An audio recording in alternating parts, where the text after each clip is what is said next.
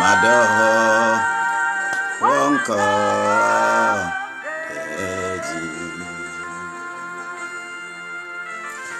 Ouais, bobo, ouais, kafou, coquette, m'adore encore.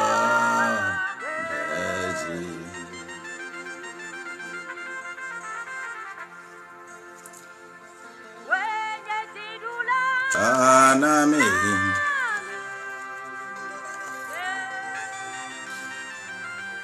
tu es le vainqueur pour nous. Jésus, oh Jésus, tu es le vainqueur pour nous.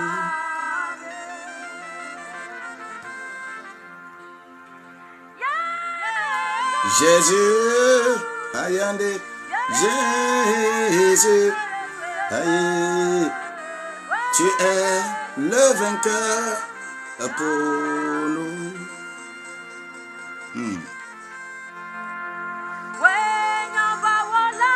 Tu es le combattant pour nous.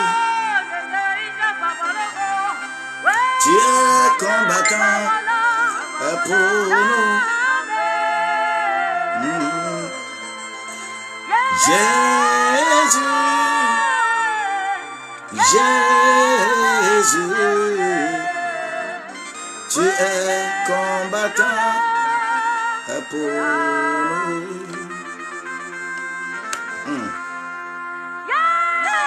Jésus, Jésus, Jésus, Jesus, tu es le combattant pour nous. Thank you, Lord.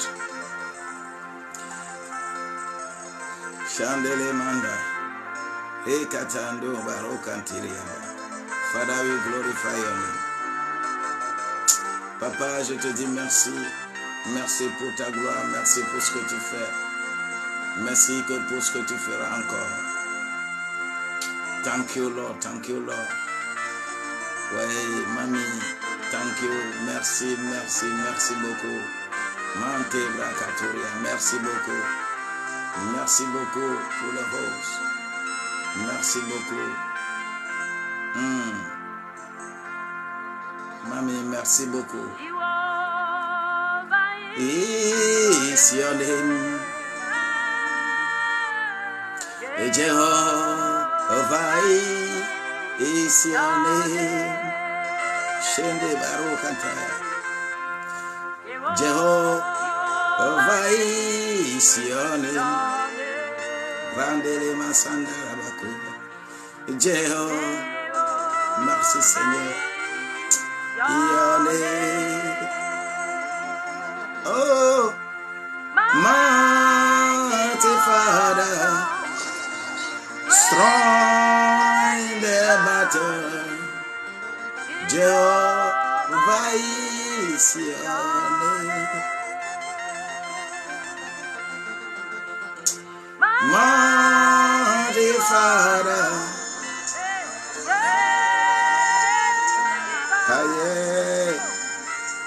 Jehovah is your name. Shande Baraka. Jehovah is your name. Jehovah is your name. Jehovah is your name. Gloire et puissance et pureté et louange à Dieu unique. Oh, alléluia, merci. Mamie, sois bénie, encore bénie au nom de Jésus. Yodé. Mighty Father, strong in the battle. Jehovah is your name. Monte Fada. Oh, Yamasande le Makatabula Yandala. Jehovah, Sione, Moriandele Kete, Umamaya. Monte Fada. Oh, strong, very strong in the battle. There is any kind of bondage who can overcome him.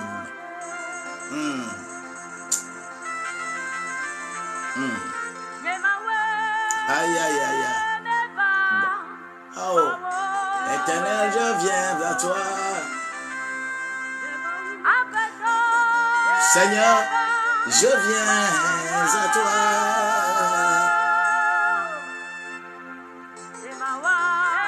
Pour faire ta volonté, pour te faire ce que tu veux. L'Éternel, je viens à toi. Chandala Bakuria. Pour faire ce que tu veux, pour exécuter ta volonté. Éternel, je suis venu. Oh, Dieu d'Israël, je suis venu. Oh, Jéhovah des armées, je viens vers toi, je viens chez toi pour faire ta volonté, rien que ta volonté. L'Éternel, je viens à toi.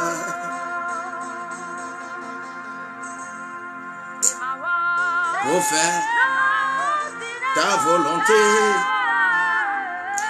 exécuter rien que ta volonté. Éternel, je viens à toi.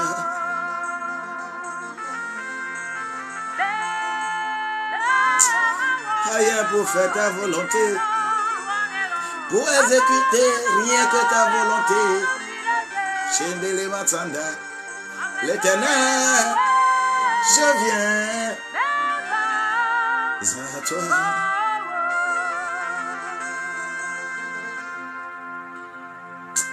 Yere mandala bakata, rende katuri andele masanda, la glory manturi akaba.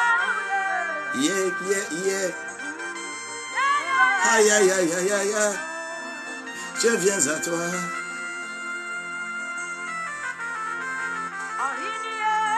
Oh, oh, oh, tu es roi. Oh, le roi. Oh, c'est ça.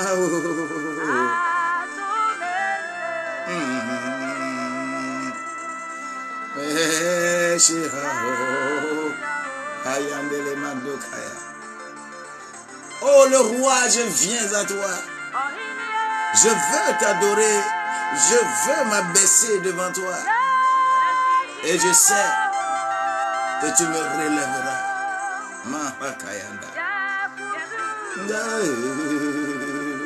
Aïe. Ashira.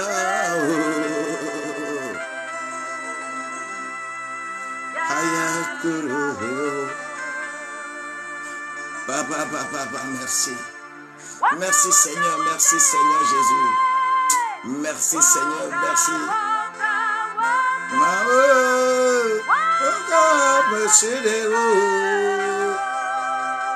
Mamie Gâteau, sois bénie, immensément bénie ce matin. Belle bio. Oh, très bénie. Marie-Laure Bozo, tu es bénie, je veux te sentir tapoter. Que la grâce de Dieu abonde maintenant. Merci beaucoup à Mamie Gâteau. Merci beaucoup à Marie-Laure. Belbio, you are welcome. God is taking care. God is taking care. Le Seigneur bénit, le Seigneur vous fortifie, qui vous donne encore plus d'ardeur et que tes nerfs soient fortifiés au nom de Jésus-Christ. La grâce de Dieu demeure la grâce de Dieu dans notre vie. Et cette grâce,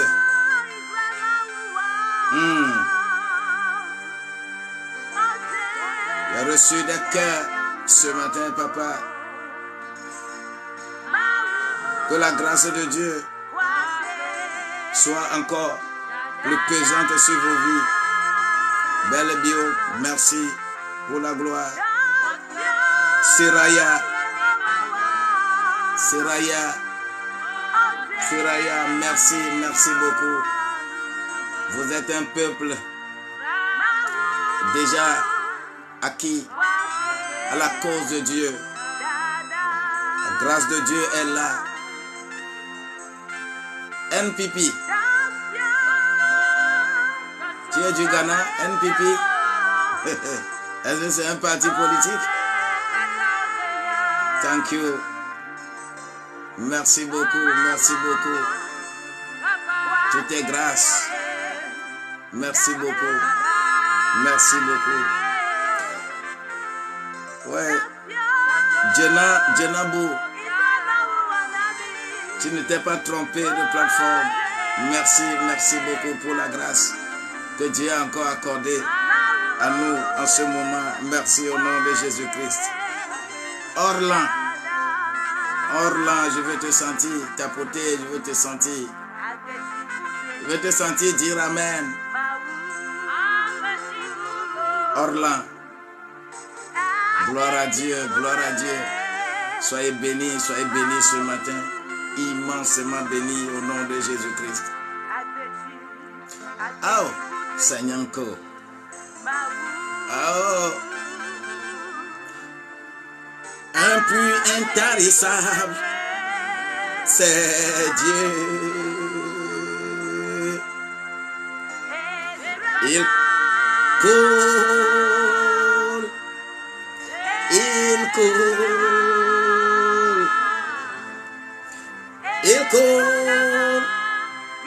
et donne la vie. Il coule. Oh, c'est plus la coule. Oh, ma kayanda. Et coule. C'est plus cool. Et donne la vie. Who here wanted to have life abundantly? Qui veut la vie et la vie en abondance? Le Seigneur est avec toi. Et il sera avec toi. Seigneur Jésus, merci.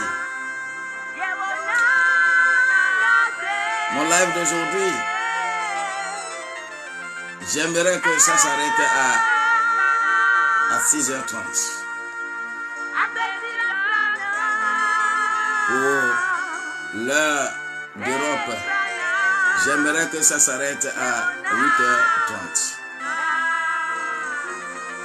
Que le Seigneur, parce que j'ai d'autres missions à accomplir encore très tôt, aussitôt fini.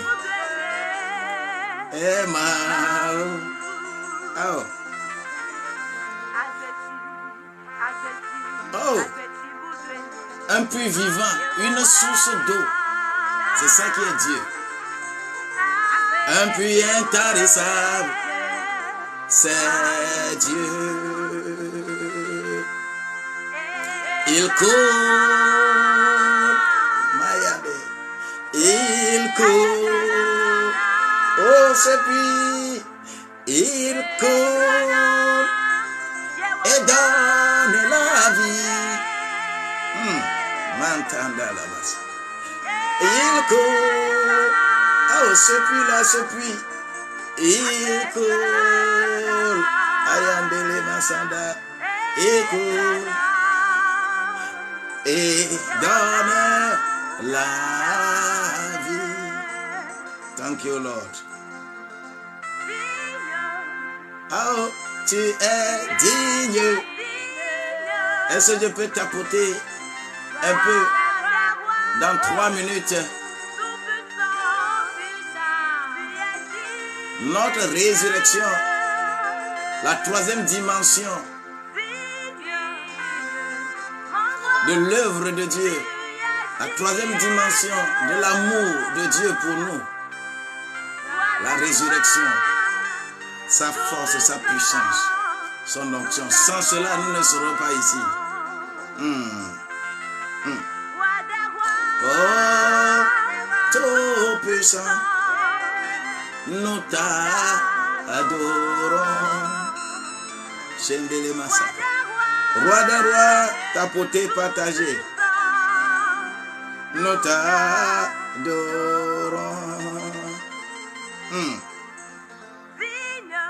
Digne, tu es digne. Roi des rois, tout puissant, tu es digne. Digne, tu es digne. Roi des rois, tout puissant, nous t'adorons.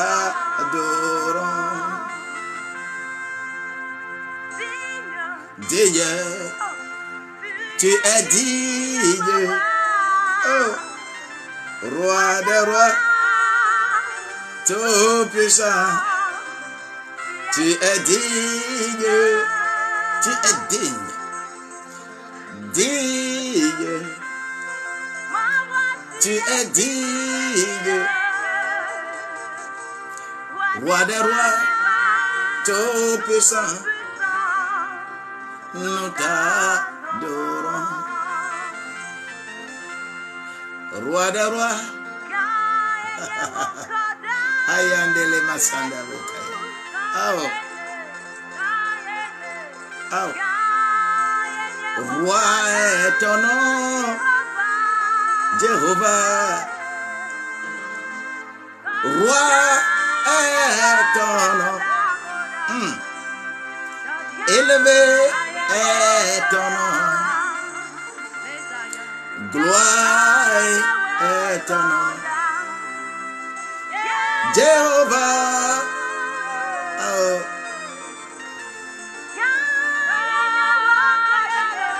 Roi est ton nom. Gloire est ton nom. Gloire est ton nom. Jésus. Merci Seigneur. Merci Seigneur. Merci Seigneur. Merci Seigneur Jésus. Merci Seigneur Jésus. Merci Seigneur Jésus. Tu es béni et tu vas encore être béni au nom de Jésus-Christ. Tu es béni. Tu es béni. Encore béni au nom de Jésus-Christ. La grâce de Dieu nous submerge. La grâce de Dieu nous submerge. Nous sommes inondés par la grâce de Dieu. Toi aussi, joins-toi à nous pour avancer. Toi aussi, joins-toi à nous pour avancer. Nous voulons avancer. Nous voulons étendre les dimensions de notre vie, les dimensions de notre vie, les dimensions de notre vie. Les dimensions spirituelles, les dimensions charnelles, les dimensions matérielles, les dimensions financières, toutes ces dimensions-là se cachent dans le Seigneur, se cachent en lui. En sa souffrance, en sa mort, en sa résurrection, à son enterrement, à sa résurrection et à son ascension. C'est-à-dire, c'est formidable de comprendre ces choses de base tout enfant de Dieu qui comprend ces choses, dès la base, c'est difficile pour lui de se rattraper après. Parce que lorsque l'esprit religieux commencera à prendre position dans ta vie, lorsque tu vas commencer à défendre une religion quelconque, lorsque tu vas commencer à être dans la dynamique de la défense d'une religion pour dire que la religion là est meilleure à une autre, tu serais déjà déraillé. Déraillé. Moi, ma Bible m'appelle, Dieu m'appelle enfant. Je suis enfant de Dieu. Et un enfant grandit devient fils si tu es garçon. Tu deviens fille si tu es une fille. Seigneur Jésus, Seigneur Jésus, nous avons besoin de grandir. Oui, qu'un enfant ne soit pas toujours au lait ici, mais que tu grandisses pour croquer même les os, pour mettre les dents sur des choses dures. C'est ce que Dieu veut de nous.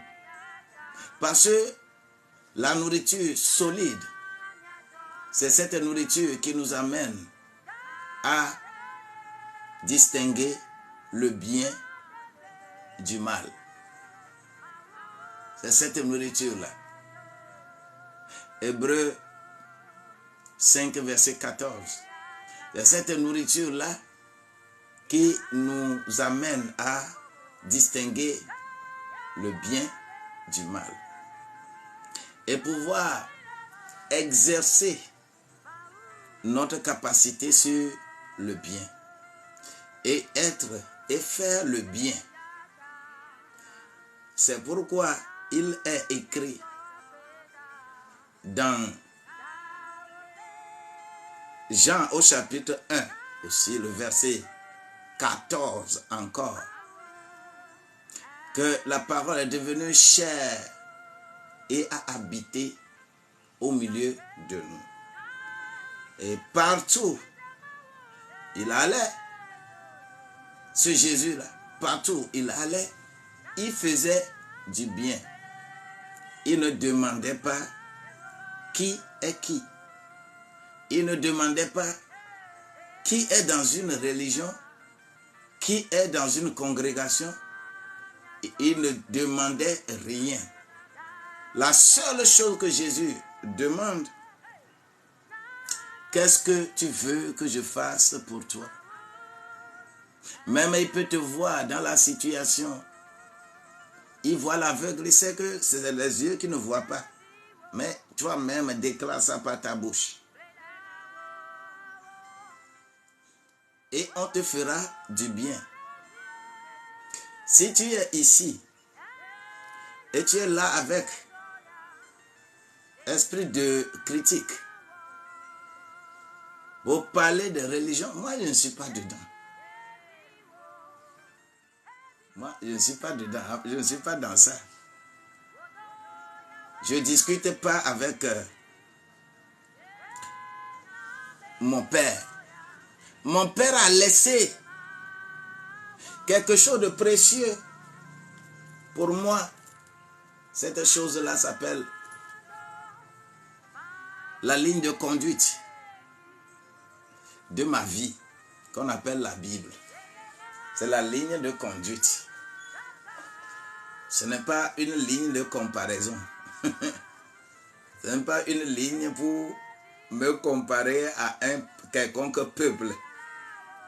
Ce n'est pas une ligne tracée pour moi pour aller comparer ça à une religion, à une société, à une organisation, à un texte de loi, à une constitution, à un décret, à un autre livre qu'on peut appeler le Coran, qu'on peut appeler Bhagavad Gita, qu'on peut appeler Tao Te Ching, qu'on peut appeler Rig Veda, qu'on peut appeler les écrits de Mormon, qu'on peut appeler les écrits de Confucius, qu'on peut appeler les écrits d'une obédience philosophique, qu'on peut comparer à ce que Rousseau a écrit, qu'on peut comparer avec ce que Socrate a écrit. D'ailleurs, Socrate, lui-là même, là, il n'a pas écrit. C'est Platon qui va reprendre ces choses. Ma Bible n'est pas à comparer aux écrits de Platon. Ma Bible n'est pas à comparer aux écrits, aux actes de Nietzsche. Ce n'est pas à comparer à quoi que ce soit. C'est une ligne de conduite qu'on m'a offerte. Et cette ligne de conduite-là me permet de l'appliquer à moi et à moi seul d'abord. À moi seul d'abord. Ne me permet pas de l'imposer à qui que ce soit, mais on doit se servir de ma vie. On doit me voir comme exemple. Pourquoi je dis ceci d'abord, avant de revenir? Ce phénomène, je dois toujours le dire chaque fois que je suis en ligne. Il s'agit de ces 7 niveaux de l'impression de la loi de Dieu avec les humains. Prends bien note. La loi de Dieu est imprimée à 7 niveaux. Le premier niveau, la loi de Dieu est inscrite dans la nature. Dans la nature. Et je ne vais pas m'attarder sur les versets, mais Psaume 19 en parle plus. La nature. Et la nature est jolie. C'est Dieu qui a mis tout ça là. Et ceux qui sont là, qui contemplent les choses de la nature tous les jours, on les appelle les managers de crise. Ce sont des managers de crise. C'est le premier niveau de direction des choses. Les managers de crise. Dieu a vu que c'est bon. Il est allé au deuxième niveau. Il a écrit ça dans notre conscience. Pour que notre conscience nous condamne. Et quand notre conscience nous condamne, nous nous défendons par rapport aux bienfaits que la nature nous fait. On les appelle les managers paternalistes.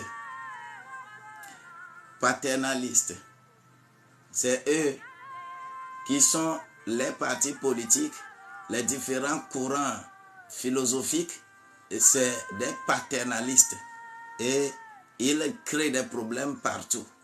C'est pourquoi le monde ne peut pas évoluer avec ces histoires de partis politiques que nous avons. Ce sont des paternalistes. C'est grave. Dieu a vu que c'est bon. Il va aller au troisième niveau. Au troisième niveau, il va écrire ça maintenant pour que nous soyons de bons organisateurs. Il va envoyer Moïse sur la montagne de Sinaï pour que on puisse graver ça sur les tables. Et on les appelle les managers organisateurs. Ils sont très bons en matière d'organisation des fêtes, de tout. Dieu a vu que c'est bon. Je m'en vais encore à la vitesse supérieure. Il va au quatrième niveau. Il va inscrire cela pour consolider ce que les 10 commandements qui vont arriver. Et on les appelle, ceux qui sont là-bas, on les appelle les leaders facilitateurs.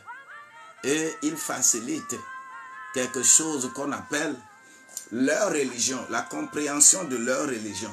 Dans toute religion, vous allez voir, par exemple, pour les chrétiens pentecôtistes, on parle de l'école de dimanche. On va, et ils vont comprendre correctement le sens des choses et organiser l'école de dimanche aux gens. Oui. Et quand vous allez vers les catholiques, on va parler des catéchistes. Les catéchistes, facilite la compréhension de la religion. Quand vous allez chez les imams, c'est comme ça. Quand vous allez vers les devins, eux, ils vont également apprendre comment on fait la divination. Donc, c'est les leaders facilitateurs, c'est là où se trouvent toutes les religions. Lorsque tu te classes parmi les religions, toi aussi tu es là-bas. Mais Jésus, lui, il est arrivé. Il va faire quoi? Il va transcender toutes ces religions-là. Et c'est la cinquième position qu'on appelle leader intégrateur. Au moins, soyons des leaders intégrateurs. Si tu n'es pas leader intégrateur, tu as des problèmes avec les religions. C'est pourquoi les gens définissent même leur appartenance à la société par rapport à une obédience religieuse. Et si tu n'es pas de leur religion, tu n'es pas dans leur société. Il faut faire attention. Jésus n'a pas fait ça comme ça. Il faut être au moins leader intégrateur. Et c'est là où se trouve d'abord nous qui sommes là et qui cherchons à transcender toutes les religions, à transcender les partis politiques, à transcender les technocrates, à transcender tout ça là, à être au-dessus. Il veut que tu sois au-dessus. Ne sois pas en dessous. Il faut écouter Dieu. Lorsque tu écoutes Dieu, tu seras au-dessus. Tu ne seras pas en dessous. Mais pour ne pas transporter tous les jours le nom de Jésus, parce que tu ne peux pas prononcer le nom de Jésus partout sur la terre là. Mais qu'est-ce qui va démontrer que toi tu crois en Jésus? C'est ton comportement, c'est ta vie. Ce qui fait que Dieu va dire que maintenant là, je ne vais pas écrire seulement la loi dans le cœur seulement, mais je vais écrire ça aussi dans ta conscience. Conscience et cœur. Et là, on les appelle les mentors. C'est-à-dire des gens qui peuvent évoluer et que quand on les voit, on va dire que je veux faire comme lui. C'est le 6e niveau. Ce sont des mentors. Je voudrais que tu sois mentor. Je veux que tu sois mentor et que ta vie puisse vraiment plaire aux gens. Quelle que soit la religion dans laquelle la personne sera. Mais ta vie doit décrire ce que Dieu veut que tu joues comme rôle sur la terre. Sois un bon mentor. Sois un mentor au nom de Jésus-Christ. Mais ça ne suffit pas. C'est les mentors, chaque leader a un objectif. C'est tout ce que je cite là. Ça a un objectif. Raison pour laquelle il faut quitter le mentorat lorsque on dit que quelqu'un doit être devant. On les appelle les sages visionnaires. Et parmi tout ce que nous citons, le 7e niveau, qui est sage visionnaire, c'est des gens qui ont reçu la parole dans leurs membres. C'est-à-dire quand ils marchent, quand la personne la marche, tu vois Christ à travers.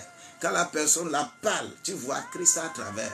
Quand la personne, parce que Christ est effectivement formé en cette personne-là. Et ce sont des gens comme ça que Dieu veut.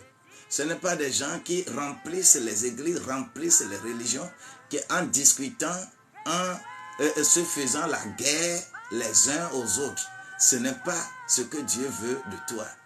Dieu ne t'a pas appelé pour que tous les jours, tu lances les missiles aux sorciers, lances les missiles aux démons et autres. Non, ce n'est pas ce pourquoi Dieu t'a appelé. Dieu t'a appelé pour que tu aies une bonne vision pour ta société.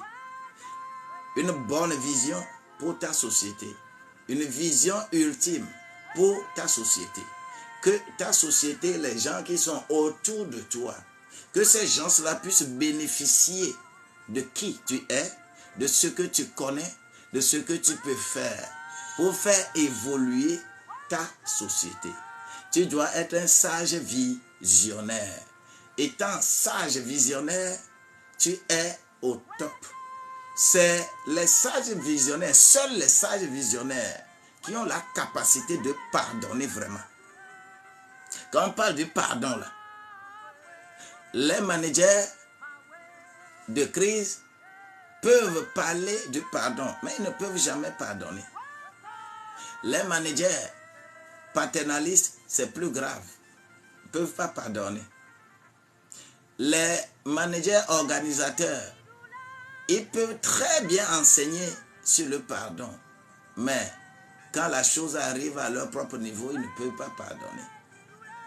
Les leaders facilitateurs, c'est encore pire, parce que quoi? Quand la chose ne rime pas selon leur ligne de conduite religieuse, par exemple, c'est pourquoi aujourd'hui, quand on enlève les guerres provoquées par la religion de la terre, il n'y aura plus de guerre. C'est les religions, les gens s'appuient sur religion pour faire les guerres. Que ce soit au niveau spirituel, que ce soit au niveau charnel, les gens sont beaucoup plus animés par un esprit de guerre. Parce que la Bible dit que le monde là, c'est un combat. Le combat dont on parle, ce n'est pas le combat de la chair. Nous ne combattons pas contre la chair et le sang, mais nous combattons les esprits mauvais, les hauteurs, pour les amener captifs à l'Éternel. Donc ta vie est d'abord le véritable premier combat, c'est contre toi-même. Il faut discipliner ta vie. Paul dit qu'il frappe son corps là jusqu'à ce que cela forme des Hébreux. Pourquoi? Pour que lui-même, en prêchant cette parole, qu'il ne soit pas rejeté au dernier jour.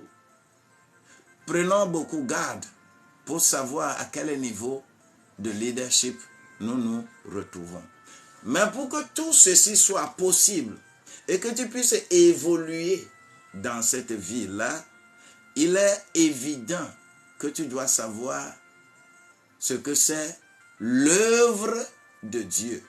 Et l'œuvre de Dieu, nous l'avions définie la fois dernière dans Jean au chapitre 6, versets 28 et 29. Les gens ont demandé que devons-nous faire pour faire les œuvres de Dieu. Jésus leur a répondu, faire l'œuvre de Dieu, c'est de croire en celui qu'il a envoyé. Qui il a envoyé? Est-ce que c'est Abraham? Est-ce que c'est Mohammed? Sallallahu alayhi wa sallam? Est-ce que c'est Élie? Est-ce que c'est Confucius? Est-ce que c'est Bouddha? Qui il a envoyé? Beaucoup vont se considérer que c'est Dieu qui les a envoyés. Mais moi, je fais confiance plus en celui qu'il a envoyé, qui a pris ce corps-là, qui est venu et qui est mort. On l'a tué, on l'a crucifié, on l'a mis dans la tombe, mais il est ressuscité.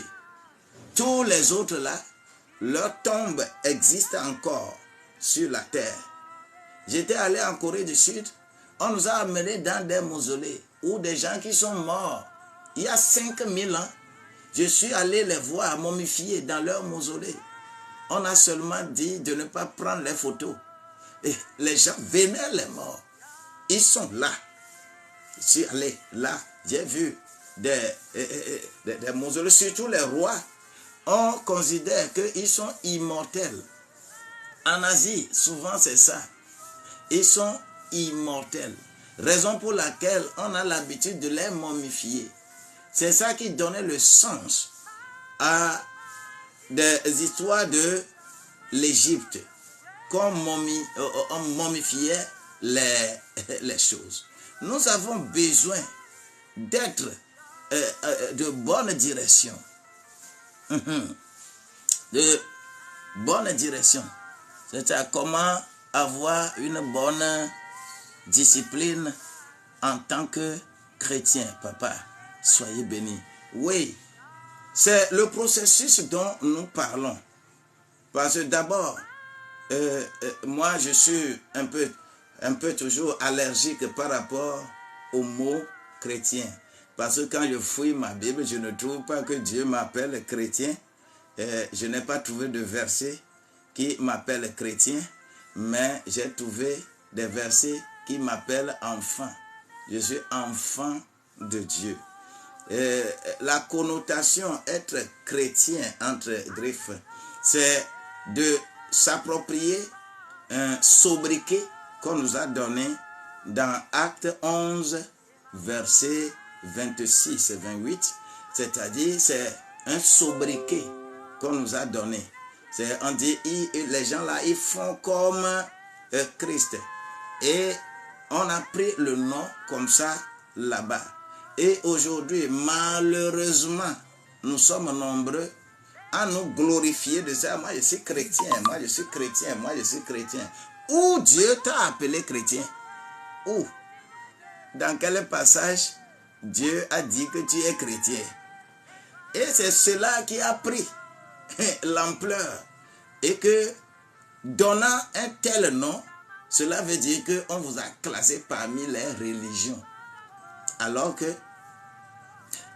à vrai dire, le christianisme, si on le considère, le christianisme n'est pas une religion, mais c'est le style de vie de Dieu.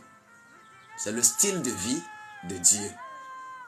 C'est ça, le christianisme. Quand c'est style de vie de Dieu, partout où tu vas, toi aussi, tu dois être conforme rapidement à tout et faire arriver beaucoup de gens à Dieu.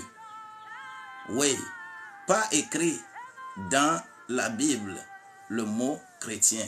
Oui, ce n'est pas écrit dans la Bible, mais les classant parmi les religions, on appelle les gens, oh, eux c'est des chrétiens, eux c'est des musulmans, eux c'est des animistes, et c'est ce que nous, on a bénéficié. Et qui est à la base de ça? C'est l'Occident. C'est l'Occident. Nos aïeux ne connaissaient pas ce qu'on appelle religion. Eux, ils agissaient seulement pour leur vie. Tout ce qu'ils faisaient, c'est pour la protection de leur vie. C'est pour leur vie. C'est une vie en société. Ils utilisaient cela pour faire les coopérations entre les différents peuples. Mais c'est le blanc qui est arrivé et parle de religion. C'est le blanc qui a mis ça dans la tête des gens que ce que vous faites là, ça fait religion des barbares. C'est lui qui a amené à faire de religion. C'est les hommes, c'est eux qui ont amené à faire de religion. Et leur idée, c'est pour dominer les autres. Et c'est raison pour laquelle, et écoutez, qu'est-ce qui donne le sens à cela? Je vais encore nous expliquer ce phénomène. La question que j'ai l'habitude de poser, Jésus est né où? Est-ce que Jésus est né en Europe? Est-ce que Jésus est né en Italie? Mais qu'est-ce que le siège de son adoration va chercher à Rome, en Italie? Est-ce que c'est les Juifs qui sont allés installer ça là-bas?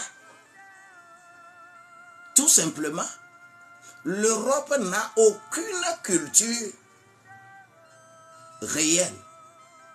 L'Europe a toujours volé la culture des gens. L'Europe a toujours volé des choses par curiosité. Rome ne croyait pas à ce que Jésus faisait. Mais le fait que devant eux, on a crucifié Jésus, il est mort sur la croix, la manière dont il est mort là, c'est déjà quelque chose de très grand. On l'a enterré. Pour empêcher ça, on a pris des soldats pour aller garder sa tombe. Pour que ce qu'il dit là, le troisième jour, qu'il ne ressuscite pas. Mais il est ressuscité.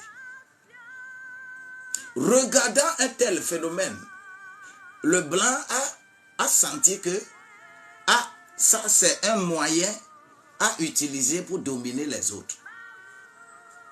Et ils ont volé les choses de Jérusalem pour aller à Rome, pour fonder Vatican là. Comme Babylone était également une puissance, avant eux, ils sont allés regarder ce qu'il y a là-bas. Ils ont également volé les histoires de statues, de Talmud, de sa maman, qu'on vient mettre là-bas que c'est Marie qui tient Jésus. Et ils ont combiné tout ça là, au Vatican là-bas.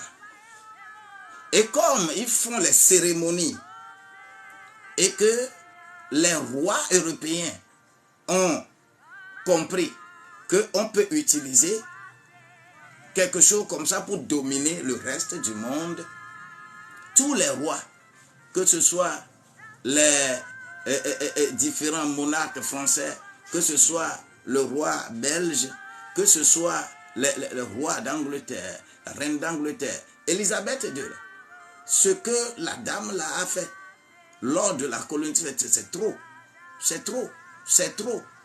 Oui, parce que tous, ils ont sollicité le service de Vatican. C'est pourquoi, pour aller conquérir les terrains, les équipes sont formées. Comment? À la tête, il y avait les missionnaires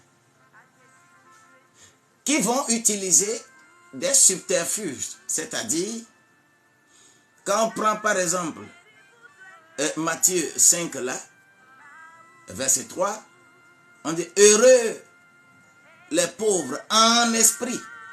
On leur a dit, il ne faut jamais compléter avec en esprit.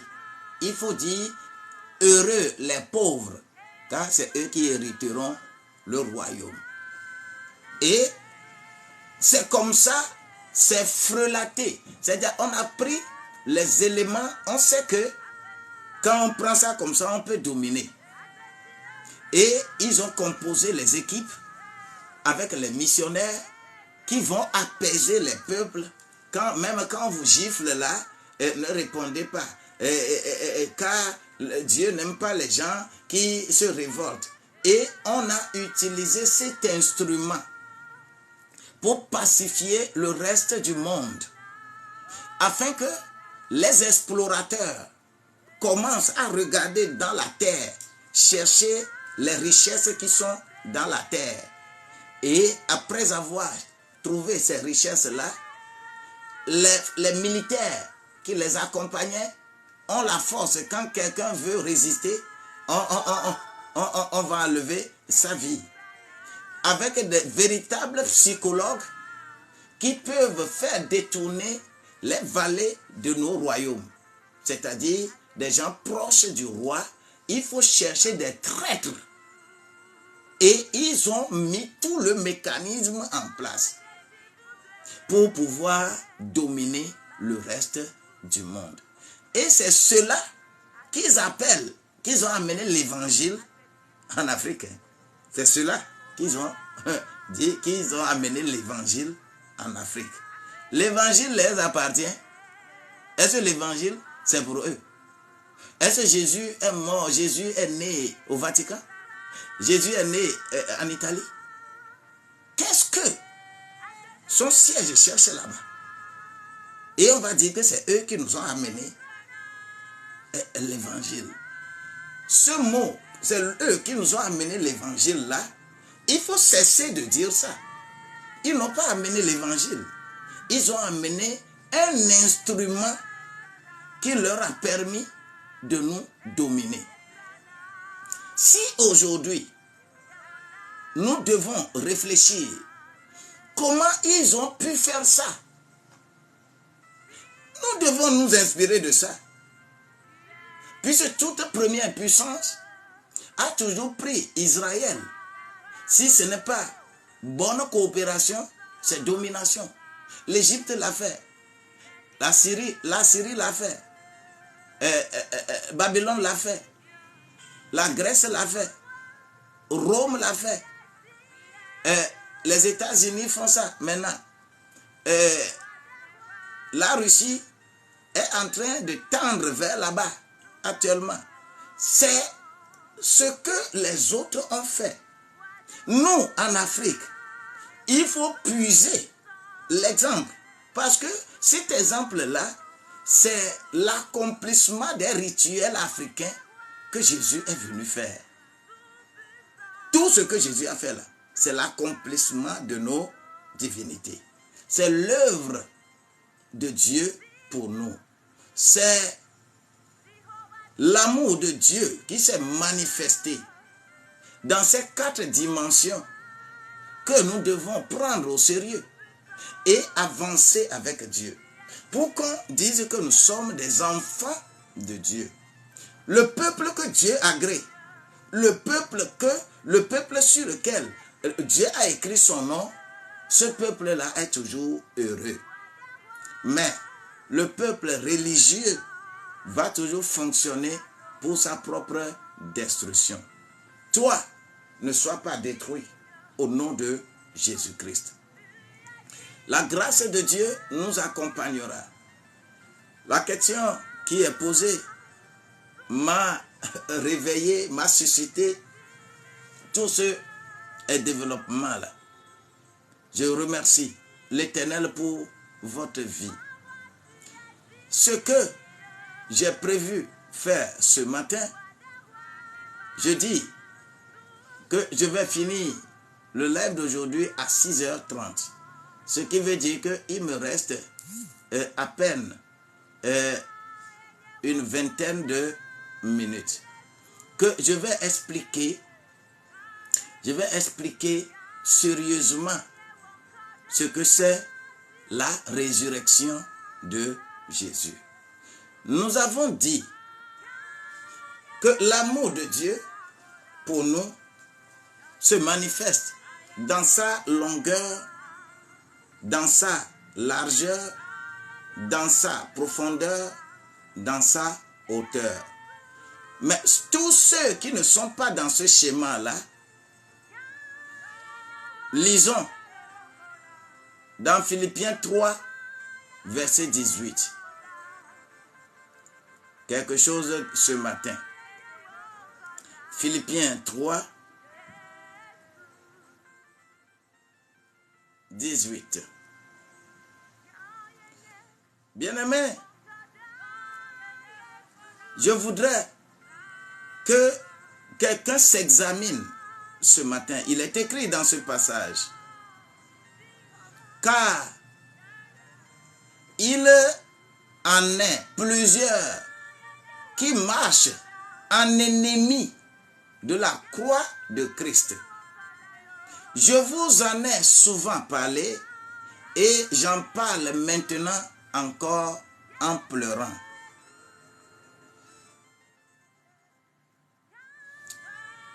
C'est terrible. C'est terrible. Pour encore mieux comprendre cela, je vais lire le 17. Le 17 pour que tu comprennes ce que je viens de lire là.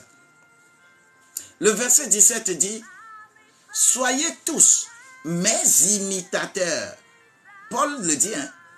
Mais la manière dont il est, avant qu'on dise, qu'ils disent d'être ces imitateurs-là, c'est un prisonnier, quelqu'un qui est traqué, quelqu'un qui est dédaigné, quelqu'un qui est qualifié de fou, quelqu'un qui est menacé de mort et qu'il est entre les mains de ces gens-là qui vont le torturer. Paul dit, soyez tous mes imitateurs, frères, et portez les regards sur ceux qui marchent selon le modèle que vous avez en nous. Ça, c'est la parole d'un vrai mentor, c'est la parole d'un vrai visionnaire. C'est la parole d'un vrai mentor, un vrai visionnaire. Oui, il dit, soyez tous mes imitateurs, frères, et portez les regards sur ceux qui marchent selon le modèle que vous avez en nous. C'est-à-dire, il se prend modèle. Chandele Kaborianda. Il se prend modèle. C'est là où il conclut. Car il en est plusieurs qui marchent en ennemi de la croix. Je leur ai souvent parlé et j'en parle maintenant encore en pleurant. Lorsque je me retrouve devant mon fait, lorsque je me retrouve devant mon appel, l'appel que j'ai reçu quand Dieu m'a dit, lève-toi, va vers les intellectuels, va délivrer les intellectuels de leur ignorance. Souffre plus que pour que Christ soit formé en eux. En me donnant Galates 4, verset 19 là, je vis cela tous les jours. Mes petits-enfants pour qui j'éprouve de nouveau les douleurs de l'enfantement jusqu'à ce que Christ soit formé en vous. J'en souffre. J'en souffre. Je ne suis pas religieux. Je ne suis pas appelé pour ta maison à étage. Je ne suis pas appelé pour ton voyage. Je ne suis pas appelé pour ton entreprise. Je ne suis pas appelé pour tout cela. Mais je suis appelé pour toi, pour ta vie. Pour que ta vie soit corrigée. Pour que ta vie rime selon la volonté de Dieu. Pour que ta vie parle de la part de Dieu. Pour que ta vie soit rimée selon la volonté de Dieu. Je ne t'invite pas à être adepte d'une religion. Parce que la religion va te détruire. C'est pourquoi Christ doit être formé en toi. Et non dans ta religion, dans ta congrégation. Là-bas, tu vas aller apprendre à adorer. Et lorsque tu sors, tu vas faire le bien partout. Comme Jésus le faisait dans Jean 1, verset 14 que nous venons de lire. Partout où tu vas, tu dois faire le bien. Même au péril de ta vie. Même au péril de ta vie. Oh Seigneur Jésus, est-ce que tu peux me donner ce qu'il faut? Ah Seigneur, je me rappelle comme à la manière dont tu m'as aidé une fois à la frontière de Kenya, Ouganda. Oui, je quittais Lomé. J'avais fait la monnaie du dollar parce que les visas sont $50. 50 $. Donc, en voyageant, il faut toujours avoir le dollar avec soi pour payer le visa. Lorsque tu vas quitter, tu arrives à l'aéroport, tu payes pour qu'on mette le visa dans ton truc. Je quittais Lomé. J'allais prendre le vol à Accra. Je vous dis que à la frontière, d'Aflaou, les gens qui font la monnaie là-bas, là, j'ai fait la monnaie du dollar. Je ne sais pas par quel achemi, ils m'ont volé mes dollars. Ils ont volé mes dollars. Et moi, je ne sais pas. Comme je ne vais pas les utiliser, c'est quand je vais arriver comment l'appelle-t-on, à l'aéroport et sur les frontières, que je vais utiliser les dollars. Je suis arrivé à chose, à l'aéroport de Jomo Kenyatta au Kenya, et j'avais déjà mis les 50 dollars dans mon passeport pour que, arrivé là-bas, je puisse avoir le visa. Il n'y a pas eu de problème. J'ai mon visa. Je suis rentré dans le Kenya, à Nairobi. Et moi, je travaille. Je suis allé pour la cause de Dieu, pour installer école biblique là-bas et travailler avec eux. Quand le moment est arrivé, nous n'avons pas pris l'avion. Nous avons pris le chemin par terre pour arriver à la frontière entre Kenya et Ouganda. C'est là où j'ai besoin de mes dollars pour encore avoir le visa au niveau de la frontière.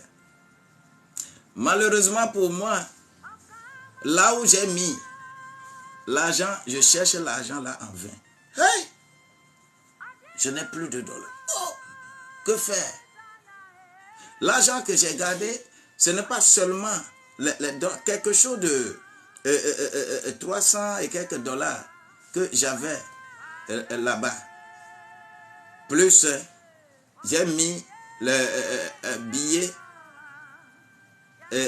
de 10 000 là. Il y avait un billet de 10 000 là, 5. J'ai mis ça ensemble. Je vous dis que je cherche mon argent. Je ne trouve pas. Où ça y est? C'est tombé où? Comment ça y est? Voilà, il faut traverser la frontière. Je dis à l'homme de Kenya avec qui je vais là, je dis, ah, j'ai été volé, je ne sais pas. Je dis, ah bon, qu'est-ce qu'on va faire maintenant au niveau de la frontière? Arrivé à la frontière là, j'ai dit, bon, Dieu sait que c'est son œuvre que je m'en vais faire là-bas. Dieu sait. Dieu sait. Et tenez-vous bien. Nous sommes arrivés au service des immigrations. J'étais comme ça, droit avec le bonhomme avec qui je vais. Il a remis son passeport et on a mis le visa dedans. Et you are our friend. Go, you go.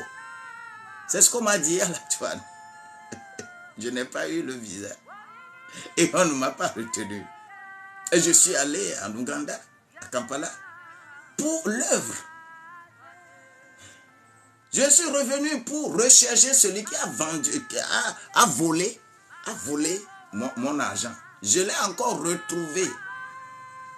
Quand j'ai menacé, il a avoué que c'est lui qui a volé ça.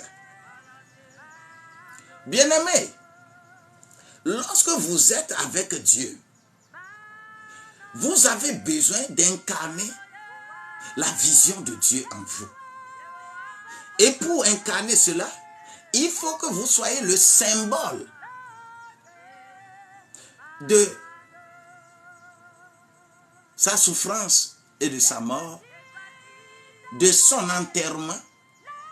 La souffrance et la mort, c'est l'amour, la longueur de l'amour de Dieu pour nous. son enterrement, c'est la profondeur de l'amour de Dieu pour nous. La largeur, c'est la résurrection. Et avec cette résurrection, avec les quelques minutes qui me restent, il est évident que je puisse encore, puisque je vais être sur ce sujet au cours de cette semaine-là. La résurrection, c'est la troisième dimension. Je veux lire pour toi Romains au chapitre 6, verset 9. Romains 6, verset 9. Il est écrit là-bas. Sachant que Christ ressuscité des morts ne meurt plus. La mort n'a plus de pouvoir sur lui. Aïe, aïe, aïe. Sachant que Christ ressuscité ne meurt plus. Parce que la mort n'a plus de pouvoir sur lui. Alors que faire l'œuvre de Dieu, c'est souffrir, mourir avec Jésus, ressusciter avec Jésus. Moi, on dit cabri mort n'a point peur de couteau. Je suis mort et ressuscité avec Jésus. Mais je ne vais plus mourir. La mort ne peut plus me faire peur. Si tu es mort et ressuscité avec lui, la mort ne peut pas te faire peur. Ce qui veut dire que tu ne vas pas perdre ton temps à te battre contre des gens qui veulent que tu meurs. Parce que tu ne peux plus mourir. Tu as déjà goûté la mort. Lorsque tu as accepté être baptisé, c'est ce que tu as proclamé. Je suis mort avec Jésus, ressuscité avec lui. Et Christ ressuscité ne meurt plus. Tu ne mourras plus. Tes affaires ne mourront plus. Ton foyer ne mourra plus. Ton organisation ne mourra plus. Car toi qui tiens ces choses, tu es maintenant réfléchis à la mort. La mort n'a plus de pouvoir sur toi. La mort ne peut plus t'effrayer. La mort ne peut plus t'effrayer. Je dis la mort ne peut plus t'effrayer. Je dis la mort ne peut plus t'effrayer. Tout ce que tu vas faire là, ça va réussir. L'esprit de mort est anéanti. Démon qui amène la mort n'aura plus de force sur toi. Parce que tu as dominé les démons. Tu les as dominés. Si tu acceptes réellement ce qu'on appelle la largeur de l'amour de Dieu pour toi, c'est-à-dire qui est ta résurrection. Tu es mort ressuscité. Un mort ressuscité ne peut plus avoir peur de la mort. La mort, où est ta victoire? Mort, où est ta victoire? Là où je suis, je n'ai plus peur. On peut déposer les canons, les armes un peu partout. On peut, tu vas passer. Toi, tu vas passer. Des choses peuvent être dressées sur ton chemin, mais tu vas les overcome, tu vas les dépasser. Parce que tu as une souveraineté, tu as une puissance. Parce que tu as la puissance sur la mort. Et tout ce qui peut créer des problèmes là, tu les as dominés. Mais déclare que je les ai dominés. Cabribon n'a point peur de couteau. Je les ai dominés. Tout simplement parce que je crois en la résurrection de Jésus. Je crois à l'amour, de la manifestation de l'amour de Dieu pour moi. Je crois à la profondeur de cet amour.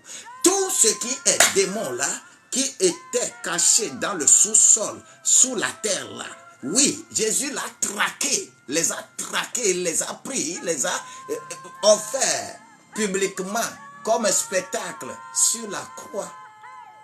Colossiens 1,15. C'est-à-dire, on les a mis là-bas. On les a mis là-bas. Tout le monde a vu comme Jésus est crucifié. Oui, c'est eux qu'on a mis là-bas. C'est eux. On l'a enterré. Quand on l'a enterré, au troisième jour, il a cherché ce que ton cœur désire.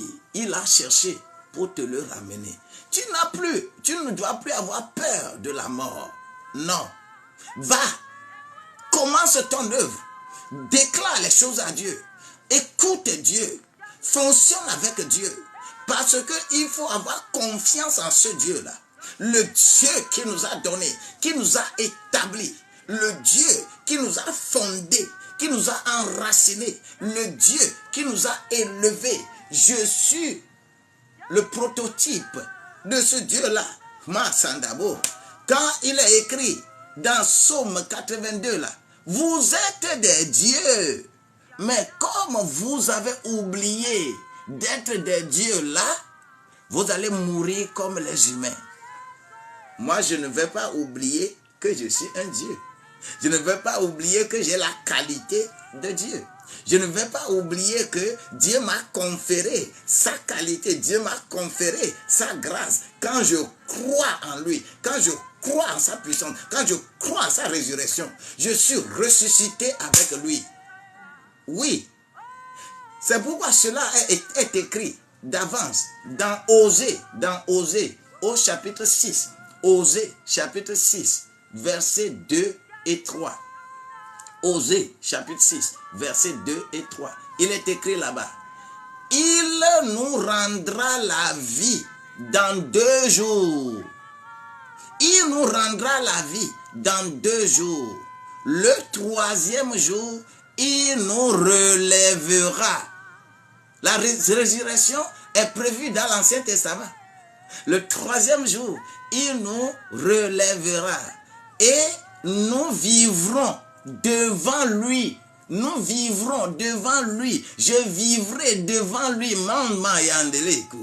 Je vivrai devant lui.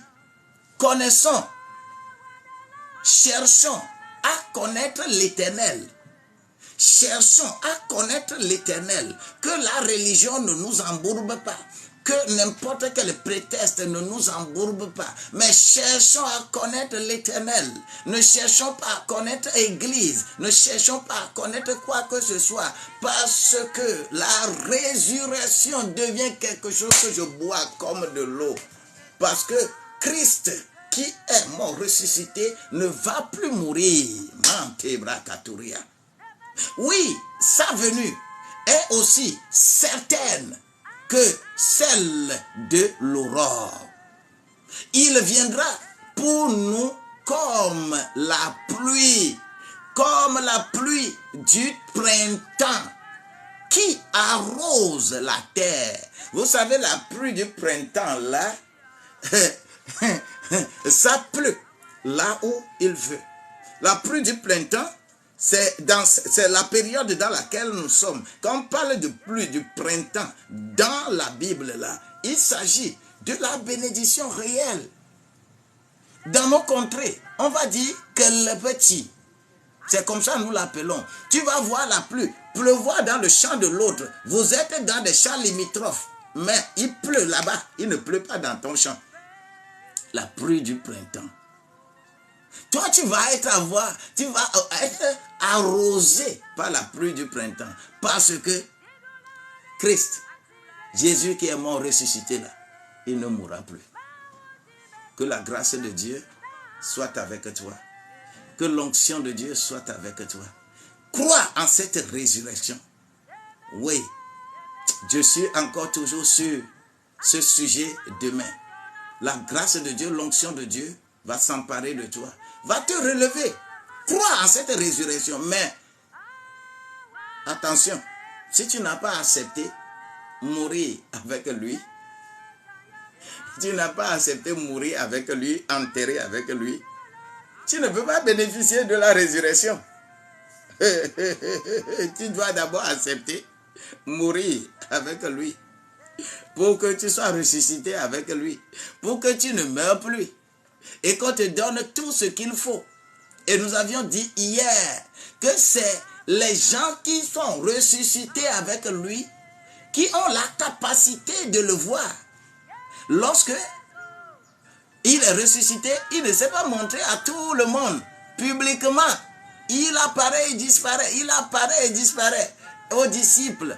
Il est apparu à plus de 500 frères au même moment, c'est-à-dire l'effusion du Saint-Esprit sur toute la planète. Tu peux être aux États-Unis, tu peux être en Amérique là-bas, tu peux être en Europe, tu peux être en Asie, tu peux être en Afrique, tu peux être partout. Maintenant là, grâce à la résurrection de Jésus là, qui ne va plus rester de façon permanente avec les disciples, allant et revenant, il apparaît et disparaît. Cela a fait en sorte que l'Esprit de Dieu maintenant est partout, partout où tu es. C'est-à-dire, cet esprit-là, par la résurrection-là, l'Esprit de Dieu est partout.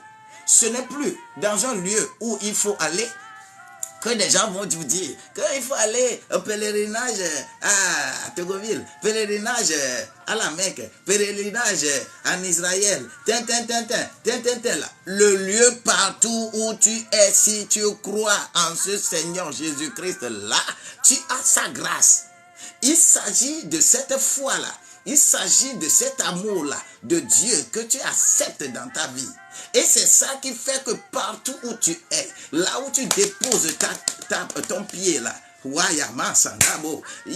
a la grâce qui est avec toi. Shende Kabar. Tout est possible à celui qui croit. Oui, et c'est ça la réalité. Si tu ne crois pas, ce n'est pas à un lieu qu'il faut aller. Ce n'est pas quelqu'un qui va te tromper et te faire des talismans.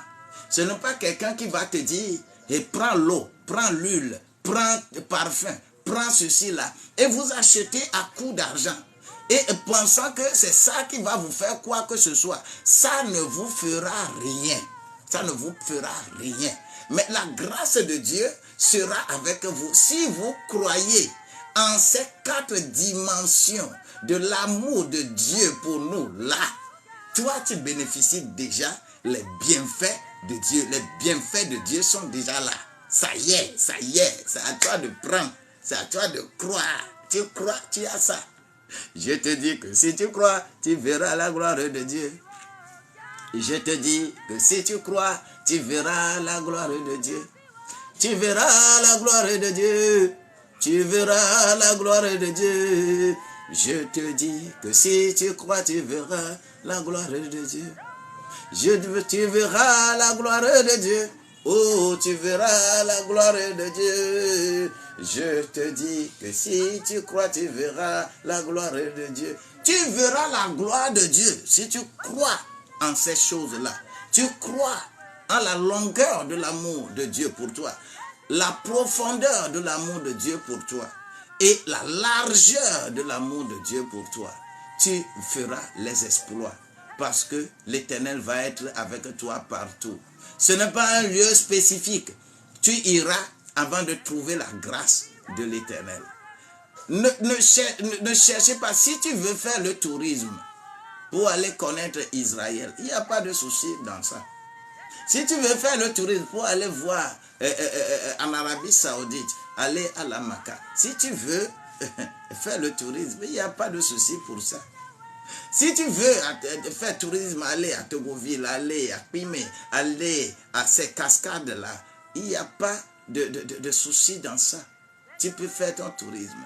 Mais mettre dans ta tête que c'est là-bas que tu vas aller et prendre la grâce de Dieu, prendre ce que Dieu va te donner. Déconnecte-toi de ça. Ça, c'est esprit religieux. Esprit religieux. On veut que toi, ta vie, rime selon la volonté de Dieu et Dieu fera ce que ton cœur désire. Que le Seigneur t'aide. Que le Seigneur te donne la vie en abondance ce matin au nom de Jésus-Christ. Voilà la présentation de ce jour. Je ne vais pas oublier que ce soir à 19h, il y a le Zoom pour l'école biblique. L'école biblique. Et le Seigneur, il est toujours là. Il va nous protéger. Il va nous élever. Mais si toi, tu veux dire Amen à Dieu, tu peux dire Amen à Dieu. Et je vais clôturer ce live de ce matin parce que j'ai déjà dépassé l'heure prévue de 6 minutes. Donc, 4 minutes, je donne encore pour que la grâce de Dieu soit encore beaucoup plus parlant dans ta vie. Je veux ça, je veux que tu sois relevé. Toi, relevé de cette situation dans laquelle tu es. Tu es en train de souffrir, mais sache que le Christ ressuscité ne meurt plus, ne mourra plus. Et te rendra encore la vie davantage au nom de Jésus-Christ. Là où tu es, toi, tu vas dire seulement Amen. Glorifie son nom, glorifie son nom.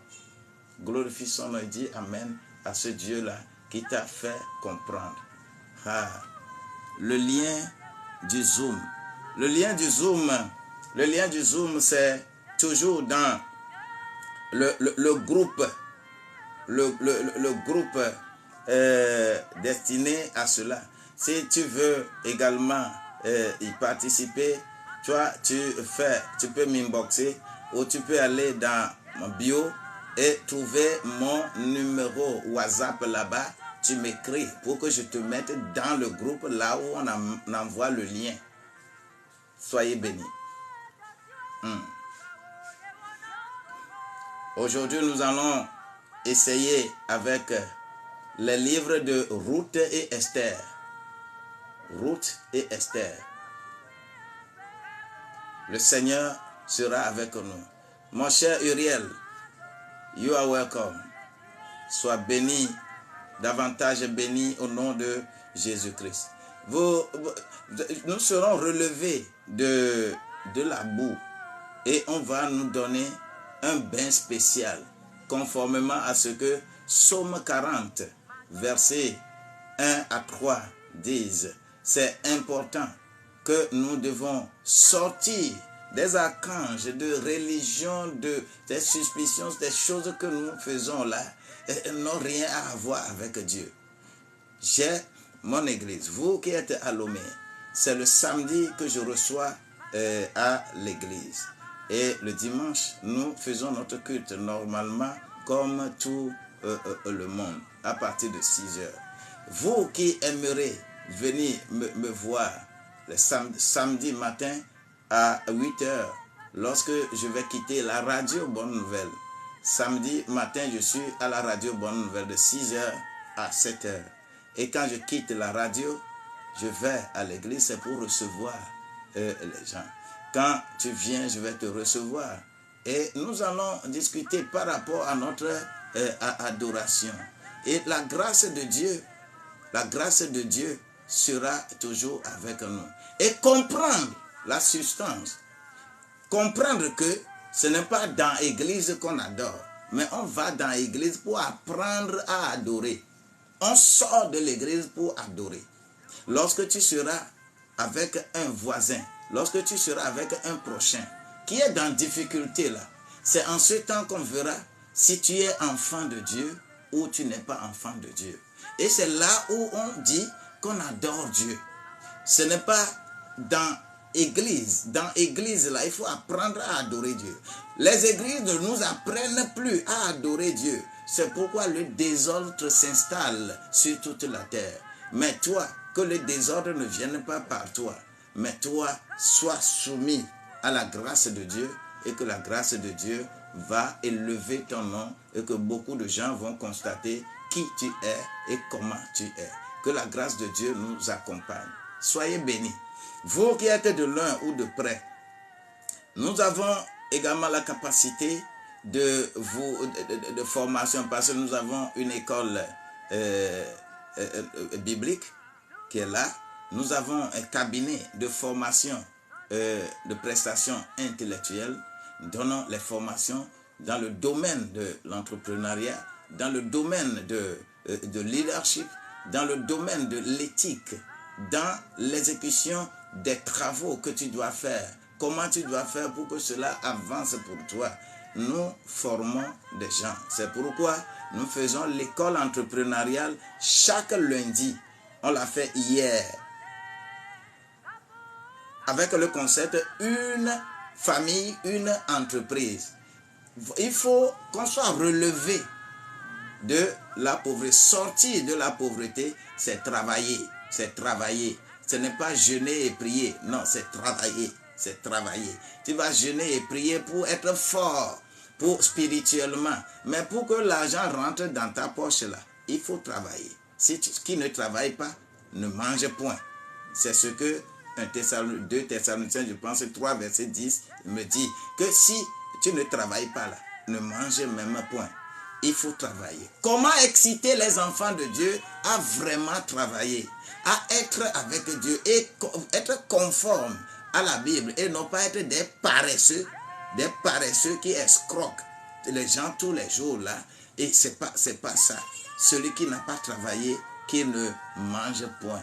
Dieu n'a jamais appelé un chômeur, quelqu'un qui est chômeur et il n'a pas trouvé quelque chose à faire. Il est là, il trime, il frime. Et je veux dire que on m'a appelé et Dieu m'a appelé. Vous allez voir que c'est des gens qui font rien que leur ventre pour l'évangile.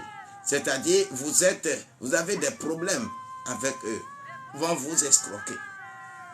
La grâce de Dieu, c'est que dans toute la Bible, tous ceux qui sont appelés dans la Bible, ils font un travail. Travaillons, cherchons à travailler. Et c'est dans ce contexte que nous avons mis sur pied cette école entrepreneuriale. Les enfants de Dieu, sortez de la pauvreté en travaillant. Que la religion ne nous mette pas dans une cage comme ça et que nous disons que Dieu le fera. Oui, Dieu le fera, mais Dieu va multiplier l'agissement, les œuvres que tu es en train de poser, les actes que tu es en train de poser. C'est ça que Dieu va bénir. Il dit qu'il va bénir l'œuvre de tes mains, les œuvres de tes mains. Il ne m'a pas dit que tu vas croiser les bras et que la manne va tomber. Si tu croises les bras, Proverbe 6, verset 9 et 10, disent un peu croiser les bras, un peu somnoler un peu. Et la pauvreté va t'atteindre comme un rôdeur, comme une fauve, comment la panthère, comment le lion saute sur sa proie là. C'est comme ça la pauvreté va sauter sur toi. Travaille. Tu peux nous inboxer. Nous allons toujours être avec vous et ensemble on saura comment nous allons exciter les enfants de Dieu à créer des entreprises, à fonder leur foyer et que la grâce de Dieu va être abondante pour vous. Soyez bénis. Ça fait demain matin à la même heure. Mais ce soir, il y a école biblique. Inboxez-moi. Je vais vous mettre dans le groupe. Et dans ce groupe-là, il y a le lien. Le lien, on envoie là-bas. On ne met pas le lien ici. C'est des choses sérieuses. Pour l'école entrepreneuriale, c'est payant. C'est payant. Mais pour l'école biblique, c'est pratiquement gratuit. Mais à la fin du cursus, tu vas payer quelque chose tout juste pour le certificat. C'est des trucs certifiés. Ce n'est pas des choses qu'on fait comme ça dans l'air. Le Seigneur est avec nous. Soyez bénis au nom de Jésus-Christ. Le temps de Dieu n'existe pas. Amen. Oui. Le temps de Dieu n'existe pas.